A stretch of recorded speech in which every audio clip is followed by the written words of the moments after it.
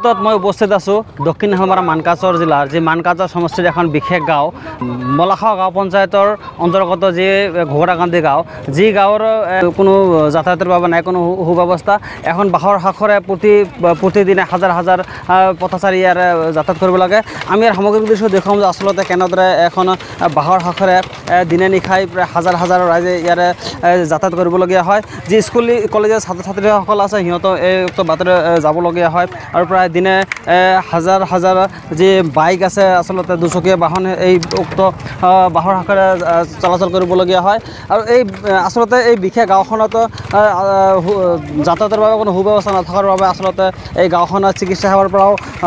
বিৰত হৈ আছে আমাৰ এতিয়া যি স্থানীয় যুৱক আছে আমি তেখেতৰ সৈতে কথা পাতিবলৈ যত্ন কৰিম হয় দাদা কি ক'ব আচলতে গাঁওখনত যিহেতু সুচল যাতায়াতৰ ব্যৱস্থা নাই হয় আপোনালোকে চাইছে আপোনালোকে দেখিছে যে দক্ষিণ হালমাৰা মানকাচৰ জিলাৰ মানে আটাইতকৈ দুখীয়া গাঁওখনে হ'ল আমাৰ খলিচামাৰী ঘোগৰাকান্দি পাৰ্কত গাঁওখন আজি এই ঘাটখনক লৈ বিভিন্ন সময়ত বিভিন্ন ৰাজনৈতিক নেতাই ৰাজনীতিহে কেৱল কৰিছে কিন্তু আমাৰ উন্নয়নৰ হকে কোনো নেতাই কাম কৰা নাই আজি চাওক 10 বছৰ আমাৰ স্থানীয় প্ৰাক্তন বিধায়ক মতিউৰ মণ্ডল ৰাহাব চাহাব আছিল প্ৰাক্তন বিধায়ক জাভেদ ইছলাম ডাঙৰীয়া চাহাব এটাৰ আছিল এতিয়া আমাৰ ৰানিং বিধায়ক আমিনুল ইছলাম ডাঙৰীয়া চাহাব তেখেতে প্ৰতিশ্ৰুতি দিছিল যে আমি যদি বিধায়ক হ'ব পাৰোঁ তেনেহ'লে এই ঘোগৰাকান্দি গাঁওখনত মই নিজে দলংখন নিৰ্মাণ কৰি দিম আৰু এই নিৰ্মাণ কৰা দলঙেদি আমি এইখন গাঁৱত আহিম কিন্তু নিৰ্বাচন শেষ হোৱাৰ পিছত যেতিয়া তেখেত বিধায়ক হ'ল বিধায়কদি এদিনো অহা নাই আমাৰ ঘোগৰাকান্দি পাৰঘাটলৈ নাইবা এই ঘোগৰাকান্দি অঞ্চলৰ ৰাইজৰ লগত আহি মতামত লোৱা নাই এই দলংখন লৈ আমি কেইবাবাৰো স্থানীয় প্ৰশাসন স্থানীয় আমাৰ জিলা আয়ুক্ত মহোদয়ক আমি মেমৰেণ্ডাম দিছিলোঁ কিন্তু কোনো ৰাজনৈতিক নেতা বা চৰকাৰৰ ফালৰ পৰা আমাক কোনো ধৰণৰ সঁহাৰি আজিও জনোৱা নাই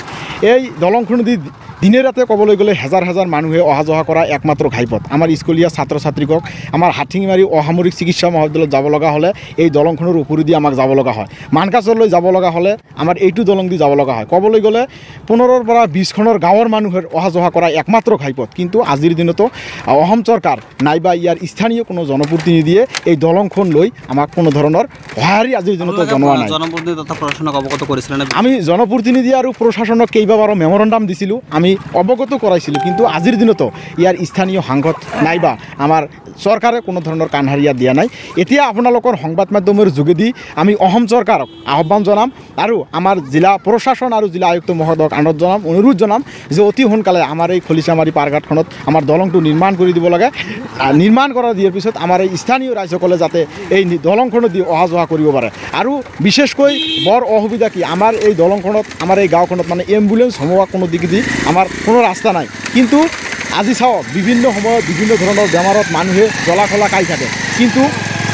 এটা এম্বুলেন্স নোহোৱাকৈ এই গাঁওখনৰ মানুহে কেৱল যদি আমাক অসামৰিক মহাবিদ্যালয়ত যাব লগা হয় তেনেহ'লে আমাক ঠেলা দি মানুহে এই দলঙৰ ওপৰেদি যাব লগা হয় আৰু কেইবাবাৰো এই দলংখনৰ ওপৰত আমাৰ কি হৈছিল মটৰচাইকেল এক্সিডেণ্ট হৈছিল মানুহে কোনোমতে জীৱন ৰক্ষা কৰিছে কিন্তু এইবোৰ বস্তু চাই কেনে ইয়াৰ স্থানীয় জনপ্ৰতিনিধিসকলে ভাগ ভাৱনা কৰি আছে ইয়াৰ আমাৰ স্থানীয় প্ৰশাসনক ক'বলৈ গ'লে এই ক্ষেত্ৰত কোনো ধৰণৰ আমাক সঁহাৰি জনোৱা নাই পইচা দিব লাগে নেকি হয় দলংখনত যি খোজকাঢ়িবলৈ পূৰ্তিপাৰা আমাক পইচা দিব লাগে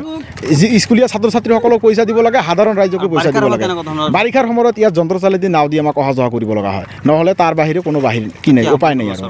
চৰকাৰক এতিয়া আমি এইটো আহ্বান জনাম আপোনালোকৰ সংবাদ মাধ্যমৰ যোগেদি যে আমাৰ এই দলংখন অতি সোনকালে নিৰ্মাণ কৰি দিব লাগে আৰু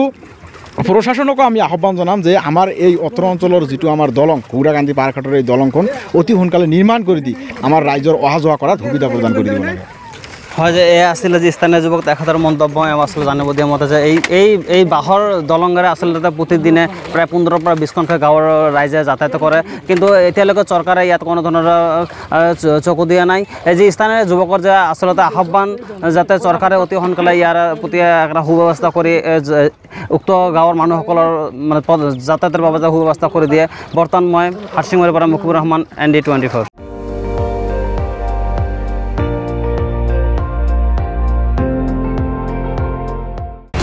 আপুনি চাই আছে ND24 সৰ্বশ্ৰেষ্ঠ নহয় সৰ্বোত্তমৰ দৌৰা।